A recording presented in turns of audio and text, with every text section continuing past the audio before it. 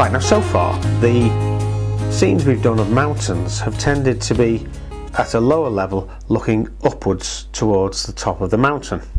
But what I'm going to look at now is a situation where we're actually up in the mountains, or up in the hills here, as we are in the Lake District again in the northwest of England, where we're looking down into and along a valley in the distance and then through and beyond these mountains at the end of the valley.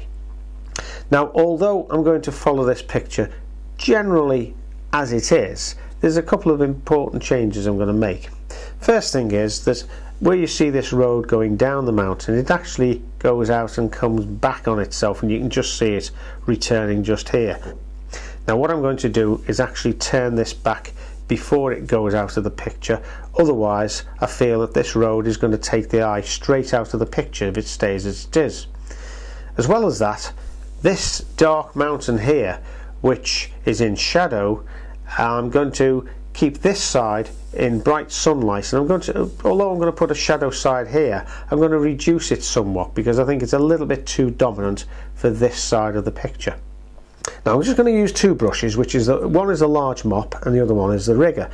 The advantage of the mop is that as well as being able to give me a chance to make these large sweeps of colour that I'm looking for in this picture, it's also, as you can see, got quite a fine point, so we can get some fairly fine detail.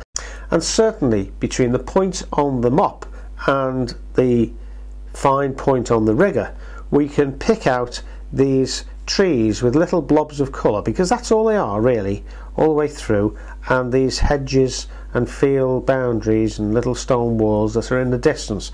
Right, just four colours for this picture: ultramarine blue, light red, raw sienna and lemon yellow. Now you can see I've started doing the drawing here, and although you think, oh, this looks a bit complicated already, really all it is, if you look at it, is following roughly the line of these distant hills here. You can see this, if you can see this one here is just fairly flat topped in fact, and that's, I've just replicated that with a much flatter top. It's much simpler than that. I haven't tried to follow religiously every little hump and bump and hollow. The big difference that I've made is that the two main mountains which really dominate this scene in real life, in order to reflect that domination, I've actually raised them up at a slightly steeper angle and made them a little bit higher than they are in reality. Now I'm going to show you in about 30 seconds just how easy it is to give a very simple representation of this multitude of fields and hedges and stone walls and what have you that crisscross along the flat part of the valley. Now you can see in that sort of little area there, zigzagging backwards and forwards, we've created the potential length of a river about 1.5 miles long. At that point we then start to get some fields and a few blobs of trees, very tiny trees in the distance at that point, and a few little bits and pieces of something and nothing. The only two of any prominence I want is this line here, which is, if you like, over this sort of edge of the hillside, which is several hundred feet below. There's a line of trees there, and then another little line here, and perhaps a little cluster of trees here. The rest of it are simple lines, as you can see, for walls across some fairly flat fields. Oh, before I forget, to position the road, it's coming in here like that. I'll turn it back a little bit earlier than it is in real life and start it winding its way down the hill. I'm going to leave that wall out because it sort of blocks the view. It cuts right across the view and stops the eye going in. So we're just going to take it like that to there, and then what I'll do is I'll almost do it as a loop-de-loop like that. Now I happen to know there's quite a large farm at this area of the valley, and to represent the farm I've just drawn in very quickly just a hint of a couple of buildings, surrounded them by a few trees which we can change as we go along, but that'll help the farm buildings to show up a little bit. Okay, first thing I'm going to do is to put a very pale wash of the raw sienna over most of the picture. I'm going to take it into the sky up to about here, but only very lightly, just to give a semblance of a warm, sunny horizon. Notice the way the whole composition really is sort of bowl-shaped.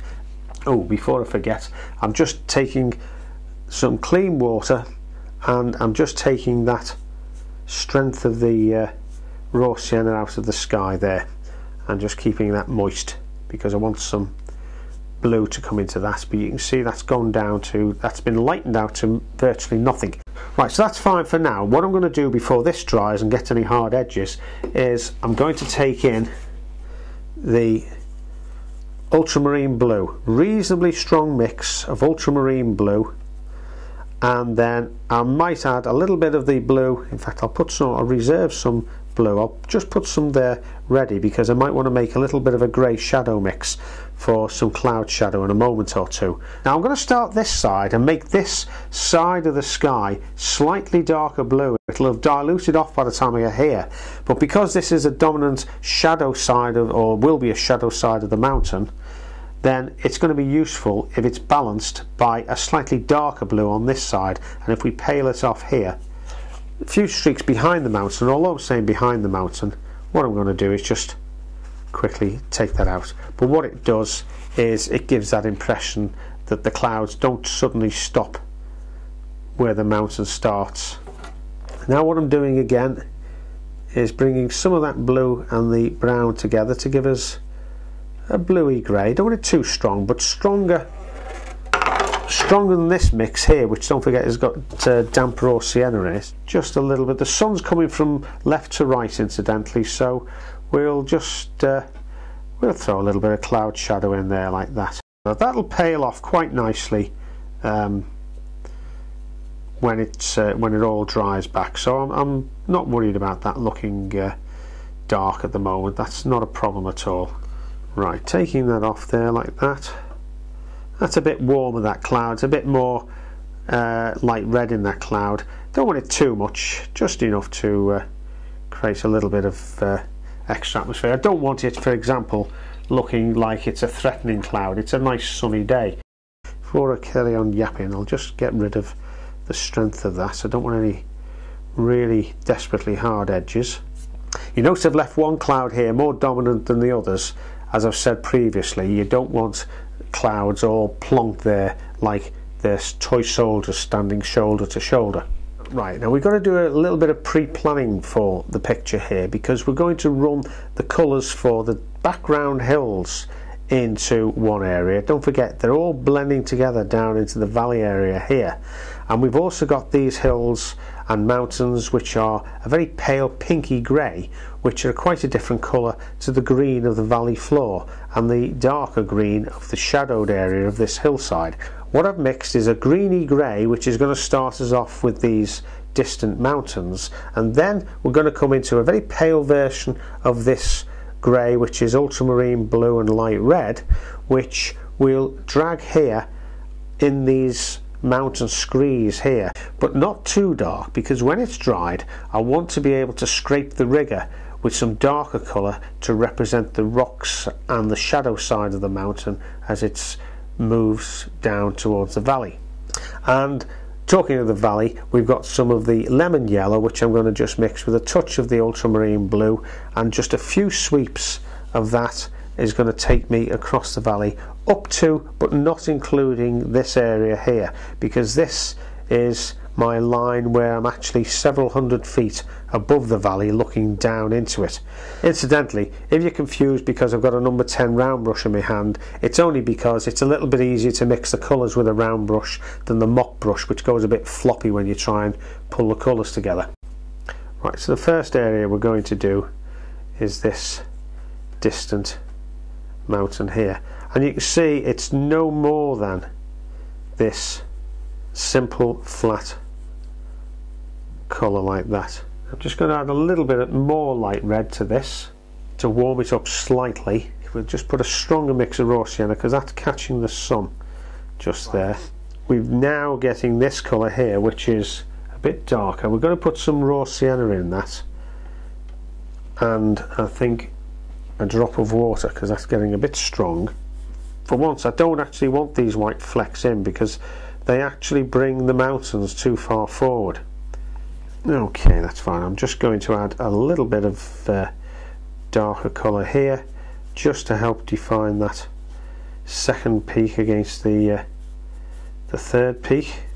Right, I've got some ultramarine blue. I've added a little drop of light red, and I'm adding some raw sienna, and the reason I'm doing that is so that I can create a distant shadow area on this side of the mountain. As I go over the top of the mountain, I'm going to put more sunlight on it. Right, now that's given me a nice shadow area.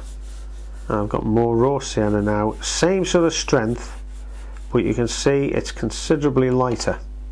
Maybe a few little bits of neat ultramarine blue just to emphasize the hollows and the little ridges and whatnot in the mountain. Right, before we go any further, we must have the lemon yellow, which I've added just literally a touch of ultramarine blue. It doesn't take much at all. It's going to blend to some extent with the shadow area there, and we'll be taking that up into the mountain. Now we'll start streaking it. I'm letting it just touch the base of the hill that we've painted, purely because it'll drag some of the colour out and blend. You can see there it's blending quite nicely, which is just what we wanted. And now we can really use the ability of this brush. You can see these little flecks of light here. Even though I'm going to paint trees over there, it still gives me some nice little effects of streaks of light that catch in maybe the river or a stream or a roadway or something. I don't know, whatever's down there. And I think I'm just going to add a tiny little bit of that darker bluey green just here, just again to represent the hint of a shadow on this lower hill.